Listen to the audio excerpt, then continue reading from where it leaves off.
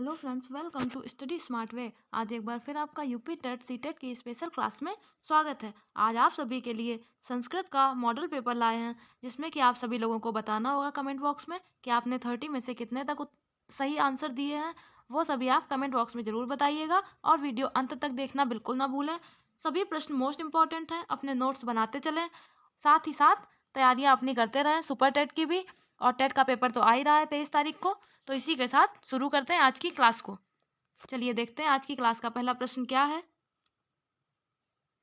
को अपि पदे संधि अस्ति।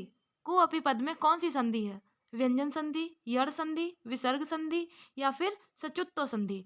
को अपि का संधि विच्छेद करके देखते हैं तो इसका कह धन अपि, कह धन अपि बराबर को अपि। तो इसमें आपकी विसर्ग संधि होगी। थर्ड ऑप्शन आपका सही हो जाएगा।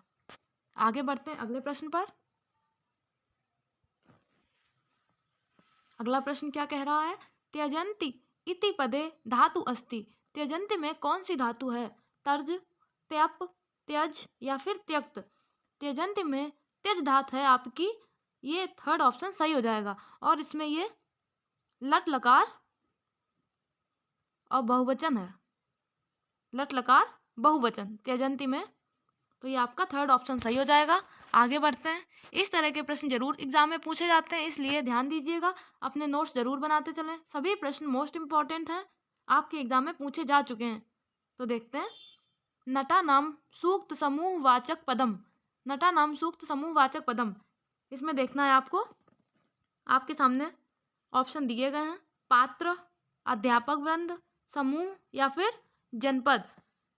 नटा नाम में कौन सा समूह है? तो ये आपका कहना चाहता है प्रश्न कि नाटकों में क्या होते हैं।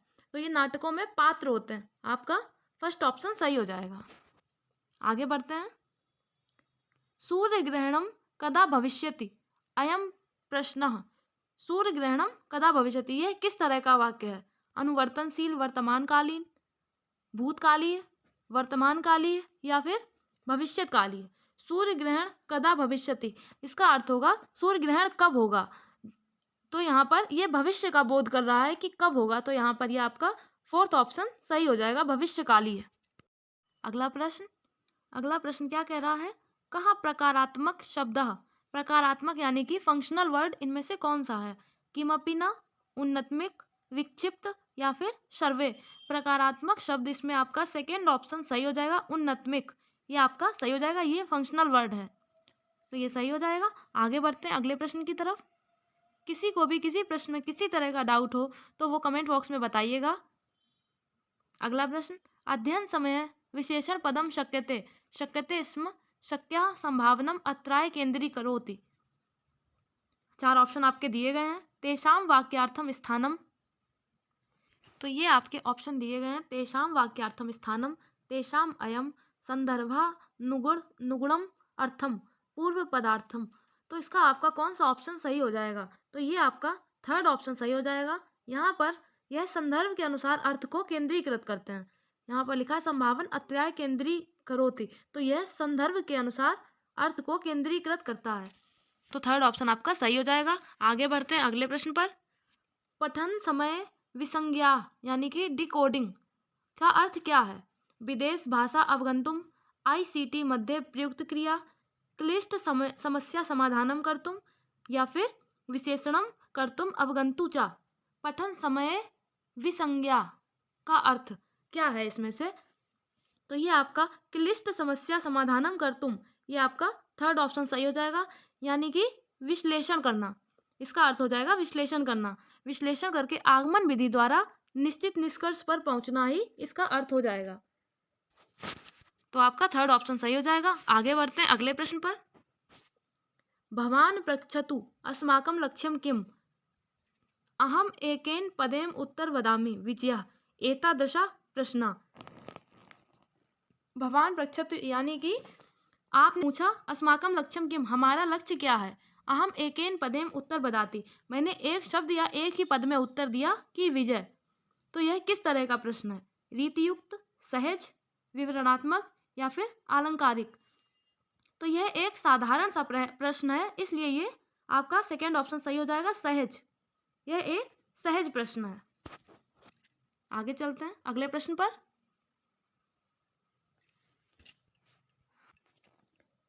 शीर्षकस्य मुख्य संबंध भवति। शीर्षक का मुख्य संबंध किससे होता है? मुख्य पात्रस्य कथनेन, पाठकस्य मुख्य सूक्तया, पाठस्य मुख्यांश या फिर संपूर्ण पाठेन। तो शीर्षक का मुख्य संबंध किससे होता है? तो ये आपका फोर्थ ऑप्शन सही हो जाएगा, संपूर्ण पाठ से। शीर्षक का जो मेन संबंध होता है वो उसके संपूर्ण पाठ से होता है। जब तक संपूर्ण पाठ का पठन नहीं हो जाएगा तब तक शीर्षक का निर्धारण करना मुश्किल हो जाता है। इसलिए संपूर्ण पाठ को पढ़ लेने के बाद ही जो मूलतः भाव ग्रहण किया जाता है वो आपका शीर्षक कहलाता है। तो ये आपका फोर्थ ऑप्शन इसमें सही हो जाएगा। आगे बढ़ते हैं अगले प्रश्न पर। विस्मृत पदे प्रत्यय अस्ति। विस्मृत में कौन सा प्रत्यय है? तल, क्यप, ल्यप या फिर त्वा। विस्मृत में कौन सा प्रत्यय है? तो ये आपका थर्ड ऑप्शन सही हो जाएगा, लेप प्रत्यय। लेप प्रत्यय विस्मृत में है। लेप प्रत्यय हमेशा उपसर्ग युक्त होता है। यह हमेशा उपसर्ग युक्त होता है। जैसे आपके शब्द में दिया गया है विस्मृत, यानी कि इसमें वि उपसर्ग है। तो आपका थर्ड ऑप्शन सही हो जाएगा। इस तरह से इस उपसर्ग की इस प्रत्यय की आप पहचान कर सकते हो कि यह उपसर्ग युक्त होता है। आगे बढ़ते हैं अगले प्रश्न पर। अक्तवतु प्रत्यय कस्मिन् पदे अस्ति। अक्तवतु प्रत्यय किस पद में है? अभवन, अन्विष्टवान, गतः या फिर श्रुतः। अक्तवतु प्रत्यय ये कहाँ पर है? तो ये आपका सेकेंड ऑप्शन इसका सही हो जाएगा, अन्विष्टवान में। यह किसी कार्य की समाप्ति का बोध कराता है और मोस्टली शब्दों में इसमें वान या फिर मान दिखाई देता है, तो वहां पर अक्तवतु प्रत्यय ही होता है। आगे बढ़ते हैं अगले प्रश्न पर। पीड़ितो अभवत पदस्य संधि विच्छेद अस्ति। पीड़ितो अभवत में क्या संधि विच्छेद होगी? पीड़ धन अभवत, पीड़ितः धन अभवत, पीड़ित धन अभवत या फिर पीड़ा धन अभवत। तो ये आपका सेकेंड ऑप्शन सही हो जाएगा, पीड़ितः धन अभवत यानी पीड़ितो अभवत। और इसमें आपकी पूर्व रूप संधि होगी, पूर्व रूप संधि हो जाएगी और सेकेंड ऑप्शन सही हो जाएगा। सभी प्रश्न मोस्ट इंपॉर्टेंट हैं, वीडियो को अंत तक जरूर देखें। अगला प्रश्न देखते हैं। प्रसन्नतादायकः इति अर्थे अनुच्छेदे किम पदम प्रयुक्तम। प्रसन्नतादायक में कौन सा पद होगा? मृदंगम, मधुरम, संगीतम या फिर आह्लादकरः। प्रसन्नता यानी कि खुशी और आह्लाद का अर्थ भी होता है प्रसन्न। तो ये आपका फोर्थ ऑप्शन सही हो जाएगा, आह्लाद। आह्लाद यानी कि प्रसन्नता और खुशी। आगे बढ़ते हैं। इनमें से कौन सा सुमेलित पद नहीं है? ये आपके पर्यायवाची पूछे गए हैं तो आपको याद होने चाहिए पर्यायवाची। सभी प्रश्न मोस्ट इंपॉर्टेंट है और ये वाला प्रश्न तो बेहद मोस्ट इंपॉर्टेंट है, इसको नोट कर लीजिएगा एग्जाम में, इससे जरूर आ सकता है। देखते हैं। बाघ के पर्यायवाची व्याघ्र, द्वीपी, शार्दूल। बैल के पर्यायवाची वृषभ, बलद, बलिवर्द। भेड़ के पर्यायवाची मेष, एडक और ऊर्णायु। भैंस के पर्यायवाची ब्रक्का और इहा मृगा। तो इसमें कौन सा पद सुमेलित नहीं है, यानी कि कौन सा सही नहीं है? तो ये आपका फोर्थ ऑप्शन सही हो जाएगा। ये ब्रक और इहा मृग ये भैंस के पर्याय होकर भेड़िया के पर्यायवाची हैं। इनको लिख लीजिएगा, ये भेड़िया के पर्यायवाची हैं। आगे बढ़ते हैं अगले प्रश्न पर। कुफोड़ी या कूरपराह को हिंदी में क्या कहेंगे? कूरपराह और कुफोड़ी को हिंदी में क्या कहते हैं? कोहनी, कूल्हा, काख या फिर कुबड़। तो ये कोहनी को संस्कृत में कुफोड़ी या कूरपराह कहते हैं। तो ये आपका फर्स्ट ऑप्शन इसका सही हो जाएगा। आगे बढ़ते हैं अगले प्रश्न पर। गंजा को संस्कृत में क्या कहेंगे? गंजा को कपोला, ग्रीवा, खलवटा या फिर ग्रंथि। कपोल कहते हैं गाल को, ग्रीवा गर्दन, ग्रंथि को गांठ भी कहते हैं और जोड़ भी कहते हैं। जो शरीर में ज्वाइंट होते हैं उनको भी ग्रंथि कहा जाता है और गांठ को भी ग्रंथि कहते हैं। और गंजे को संस्कृत में खलवाट कहते हैं। तो ये आपका थर्ड ऑप्शन सही हो जाएगा। बाकी सारे इनको नोट कर लीजिएगा, कहीं मोस्ट इंपॉर्टेंट है, आपके एग्जाम में पूछे जा चुके हैं। तो ये आपका इसमें थर्ड ऑप्शन सही हो जाएगा। आगे बढ़ते हैं अगले प्रश्न पर। घुटना का संस्कृत नाम बताइए। घुटना को संस्कृत में क्या कहते हैं? क्रोडम, जानू, अलकह या फिर मेद? तो घुटना को संस्कृत में जानू कहते हैं। आपका सेकंड ऑप्शन सही हो जाएगा। अगले प्रश्न पर बढ़ते हैं। मोस्ट इंपॉर्टेंट प्रश्न है, इसको नोट कर लीजिएगा, एग्जाम में इसके आने की कई संभावनाएं हैं। चलिए देखते हैं, रचना को हिंदी भाषा में क्या कहते हैं? जिह्वा, रचना, जीव या फिर उपयुक्त सभी? तो आपको बता दें, जीव को हिंदी में जीव को रचना कहते हैं संस्कृत में। तो ये आपका ये सभी जीव के पर्यायवाची, तो आपका फोर्थ ऑप्शन सही हो जाएगा, उपयुक्त सभी। आगे बढ़ते हैं अगले प्रश्न पर। पर्यायवाची शब्द पूछे गए हैं, सभी पर्यायवाचियों को आप सभी लोग लिख लीजिएगा, जिससे कि आपके लास्ट में रिवीजन में दिक्कत ना हो। देखते हैं, ब्रह्मा के पर्यायवाची पितामह, स्वयंभू, विधि, प्रजापति, विधाता या फिर सृष्टा? ये सही है आपका। बलराम के पर्यायवाची बलभद्र, हलधर, कामपाल, नीलांबर, हलायुध? ये भी सही है। वाण के पर्यायवाची शरह, विशिखा, खग, कलम्ब, पत्री, मार्गण, इशु? ये भी सही है। बुद्धि के पर्यायवाची सुगता, तथागत, भगवान? ये आपका गलत है, ये बुद्धि के पर्यायवाची नहीं है।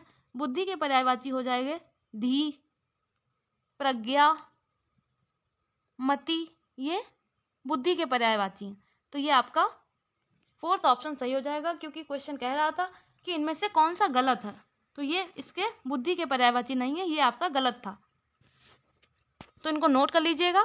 इसी के साथ आगे बढ़ते हैं अगले प्रश्न पर। निम्नलिखित में भिन्न पद को चुनें, इनमें से कौन सा अलग है? ये विलोम शब्द पूछे गए हैं। संगठनम का विघटनम, सर्वज्ञ क्या अल्पज्ञ, सगुण का निर्गुण, हर्ष का नृत्य? तो ये आपका फोर्थ ऑप्शन सही हो जाएगा। हर्ष का नृत्य ना होकर विषाद होता है। हर्ष माने खुशी और विषाद माने दुख। तो ये आपका हर्ष का विषाद होता है, नृत्य नहीं होता है। तो ये फोर्थ ऑप्शन सही हो जाएगा। आगे बढ़ते हैं। मोस्ट इंपॉर्टेंट प्रश्न है, अलंकार संप्रदाय के प्रवर्तक हैं आचार्य भरत, आचार्य कुंतक, आचार्य भामा या फिर आचार्य मम्मट? अलंकार संप्रदाय के कौन है प्रवर्तक? तो ये आपका थर्ड ऑप्शन सही हो जाएगा, आचार्य भामा। ये अलंकार संप्रदाय के प्रवर्तक हैं। आगे प्रश्न पर बढ़ते हैं। अलंकार कितने प्रकारों में विभाजित है? अलंकार को कितने प्रकारों में विभाजित किया गया है? 2, 3, 4 या फिर 5? तो अलंकार को 3 भागों में विभाजित किया गया है। आपका सेकेंड ऑप्शन सही हो जाएगा, शब्दालंकार, अर्थालंकार, शब्दालंकार। तो इस तरह से अलंकारों को 3 प्रकार से विभाजित किया गया है, शब्दालंकार, अर्थालंकार और उभय अलंकार। ये 3 अलंकारों में विभाजित किया गया है। तो आपका सेकेंड ऑप्शन सही हो जाएगा। आगे बढ़ते हैं अगले प्रश्न पर। अलंकारों को काव्य की शोभा कारक धर्म किसने माना? अलंकारों को काव्य की शोभा कारक किसने माना? भामह, दंडी, मम्मट या फिर क्षेमेंद्र? तो अलंकारों को काव्य की शोभा, ये आपका दंडी जी ने माना था। सेकेंड ऑप्शन सही हो जाएगा। तो ये आपका सेकेंड ऑप्शन सही हो जाएगा। अलंकारों को काव्य की शोभा कारक ये दंडी ने माना है। अगले प्रश्न की तरफ बढ़ते हैं। भारतीय भाषाओं की जननी, भारतीय भाषाओं की जननी कौन सी भाषा है? हिंदी, संस्कृत, द्रविड़ या फिर पंजाबी? तो भारतीय भाषाओं की जननी ये संस्कृत भाषा है। आपका सेकेंड ऑप्शन सही हो जाएगा। संस्कृत सबसे पुरानी भाषा है और ये भारतीय सभी भाषाओं की जननी भी है। अगले प्रश्न की तरफ बढ़ते हैं। किस शिक्षण सूत्र के अंतर्गत उदाहरण प्रस्तुत करने के पश्चात नियम बताए जाते हैं? कौन से शिक्षण सूत्र में पहले उदाहरण दिए जाते हैं, उसके बाद में नियम बताए जाते हैं? पूर्ण से अंश की ओर, आगमन से निगमन की ओर, अनुभव से तर्क की ओर या फिर अनिश्चित से निश्चित की ओर? तो जिसमें पहले उदाहरण प्रस्तुत किए जाएं उसके बाद में नियम बताए जाएं, वो होता है आगमन से निगमन की ओर। ये आपका सेकेंड ऑप्शन सही हो जाएगा। और जहाँ पर पहले नियम बताए जाते हैं, बाद में उदाहरण प्रस्तुत किए जाते हैं, तो वो होता है निगमन से आगमन। निगमन से आगमन। और यहाँ पर पूछा गया है कि उदाहरण प्रस्तुत करने के बाद जब नियम बताए जाते हैं तो वो आगमन से निगमन होता है। आगे बढ़ते हैं अगले प्रश्न पर। संस्कृत वर्णों का क्रम निम्नलिखित में से किस पद्धति पर आधारित है? संस्कृत वर्णों का क्रम वैज्ञानिक पद्धति पर, मनोवैज्ञानिक पद्धति पर, अवैज्ञानिक पद्धति पर, या फिर इनमें से सभी? संस्कृत वर्णों का क्रम, ये आपका फर्स्ट ऑप्शन सही हो जाएगा, वैज्ञानिक पद्धति पर। फर्स्ट ऑप्शन सही हो जाएगा। संस्कृत वर्णों का क्रम वैज्ञानिक पद्धति पर आधारित है। आगे बढ़ते हैं। शिक्षण कार्य में किया जाने वाला मूल्यांकन होता है किस तरह का? केवल आंतरिक, केवल बाह्य, आंतरिक और बाह्य दोनों, या फिर अप्रत्यक्ष? जो मूल्यांकन शिक्षा कार्य में किया जाता है वो आंतरिक और बाह्य दोनों होता है, तो ये आपका थर्ड ऑप्शन सही हो जाएगा। आंतरिक मूल्यांकन और बाह्य मूल्यांकन दोनों ही होता है। अगला प्रश्न मोस्ट इंपॉर्टेंट प्रश्न है। रामायण में कितने श्लोक हैं? रामायण में कितने श्लोक हैं? रामायण महर्षि वाल्मीकि द्वारा लिखी गई है। महर्षि वाल्मीकि द्वारा लिखी गई है। इसमें 24,000 श्लोक हैं, तो आपका फर्स्ट ऑप्शन सही हो जाएगा। इसमें 500, प्रत्येक पॉइंट को लिख लीजिएगा, नोट कर लीजिएगा, आपसे बार बार कही जा रही है, कहीं कुछ छूट ना जाए।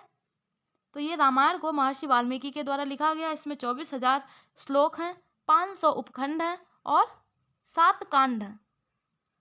ये सभी नोट कर लीजिएगा, एग्जाम में जरूर आते हैं इस तरह के प्रश्न। हिंदी में भी पूछ लिए जाते हैं और संस्कृत में भी। चलिए आगे बढ़ते हैं अगले प्रश्न पर। जामवती विजयम के लेखक कौन है? प्रश्न कह रहा है जामवती विजयम के लेखक कौन है? कालिदास, पतंजलि, पाणिनि, या फिर भारवी? जामवती विजयम के लेखक, ये आपका थर्ड ऑप्शन सही हो जाएगा, महर्षि पाणिनि, ये जामवती विजयम के लेखक हैं। इसी तरह का एक प्रश्न और है, आप लोग कंफ्यूज ना हो इसलिए बता देते हैं आपको। जामवती कल्याणम के लेखक कौन है? ये जामवती विजयम और ये कल्याणम, तो जामवती कल्याणम के लेखक हैं कृष्णदेव राय। याद रख लीजिएगा, इस तरह के प्रश्नों में अक्सर लोग कंफ्यूज हो जाते हैं इसलिए गलत कर देते हैं, तो इन दोनों को याद रखना। जामवती विजयम के लेखक महर्षि पाणिनि और जामवती कल्याणम के लेखक हैं कृष्णदेव राय। तो ये आपका थर्ड ऑप्शन सही हो जाएगा। आगे बढ़ते हैं अगले प्रश्न पर। आचार्य परमो धर्मा सूक्ति वाक्य किस ग्रंथ का है? आचार्य परमो धर्मा मनुस्मृति का, नीति शतकम का, पंचतंत्रम, या फिर महाभारतम? आचार्य परमो धर्मा यह मनुस्मृति का है, तो ये आपका फर्स्ट ऑप्शन सही हो जाएगा। इसी तरह का एक वाक्य और है, अहिंसा परमो धर्मा, और वो है महाभारत ग्रंथ का।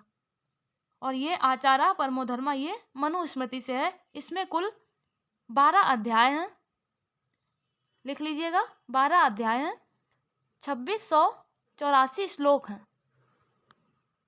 मनु के द्वारा लिखित मनुस्मृति, इसी से ये सूक्ति ली गई है, आचार्य परमो धर्मा, और इसमें कुल 12 अध्याय हैं, 2684 श्लोक हैं।